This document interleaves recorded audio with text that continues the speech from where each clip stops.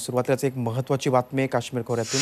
भारतीय लष्कराने आपल्या 4 सैनिकांच्या बलिदानानंतर पाकिस्तानला चोख उत्तर दिलंय।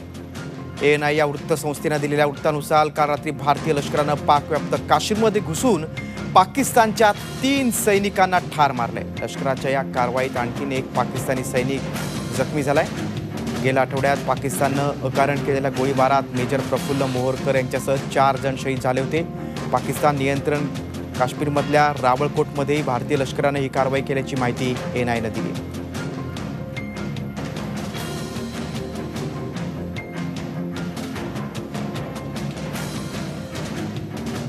पाकिस्तानला चोख प्रत्युत्तर दिलं गेलेलं आहे। भारतीय लष्कराने आपल्या 4 सैनिकांच्या बलिदानानंतर पाकिस्तानला चोख उत्तर दिलं आहे। एएनआय या वृत्तसंस्थेने दिलेल्या वृत्तानुसार काल रात्री भारतीय लष्कराने पाकव्याप्त काश्मीरमध्ये घुसून काश्मीरच्या हद्दीत घुसून पाकिस्तानच्या 3 सैनिकांना ठार मारले। लष्कराच्या या कारवाईत आणखीन एक पाकिस्तानी सैनिक जखमी झालाय। गेल्या आठवड्यात पाकिस्तानने अकारण केलेल्या गोळीबारात मेजर प्रफुल्ल मोहोरकर यांच्यासह 4 जण शहीद झाले होते।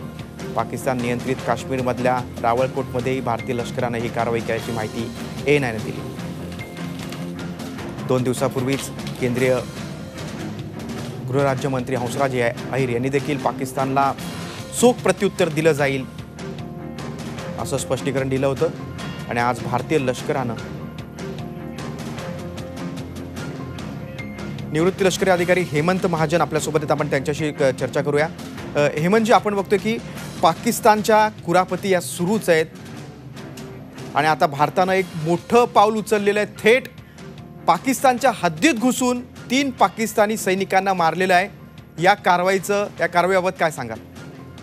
असं आहे की काही 2 दिवसापूर्वी आपले भंडारा जिल्ह्याचे मेजर मोहोरकर आणि त्यांच्याबरोबरचे त्यांचे 3 सैनिक जे 2 सिख रेजिमेंट जे होते त्यांच्यावरती पाकिस्तानने आपल्या हद्दीत येऊन हल्ला केला होता आणि ज्यामध्ये ते शहीद झालेले होते। तर मला असं वाटतं की ही सध्याची जी कारवाई आहे ती त्याच कारवाईचा बदला घेण्याकरता आहे। कारण पाकिस्तानला हे समजून देणं गरजेचं आहे की जर तुम्ही आमच्या हद्दीमध्ये घुसून आमच्या सैनिकांवरती हल्ला करू शकता तेच सामर्थ्य आमच्याकडे पण आहे आणि तुम्ही अशा कारवाया थांबवाव्या, नाहीतर तुम्ही आमचं नुकसान केलं तर त्याच्या पुष्कळ दुप्पट किंवा तिप्पट एवढं नुकसान आम्ही करू, हा संदेश मला वाटतं या कारवाईनी देणं गरजेचं आहे। कारण दुर्दैवाने पाकिस्तानला फक्त म्हणजे हल्ला आणि प्रतिहल्ल्याची भाषाच कळते। त्यांना जर नीट समजवण्याचा प्रयत्न केला, DGMOची ज्या मीटिंग्स होतात, सैन्याच्या ज्या मीटिंग होतात त्यांच्यामध्ये की तुम्ही विनाकारण फायरिंग करू नका, विनाकारण हल्ले करू नका, तर ती त्यांना भाषा कळत नाही।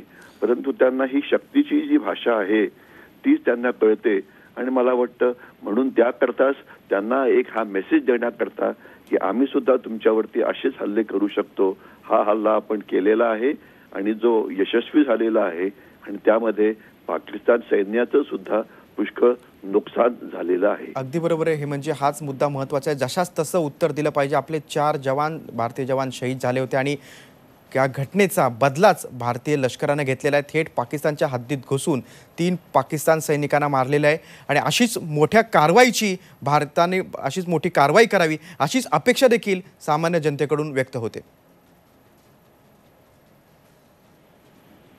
हे म्हणजे तुम्ही दिलेल्या सविस्तर माहितीबद्दल धन्यवाद।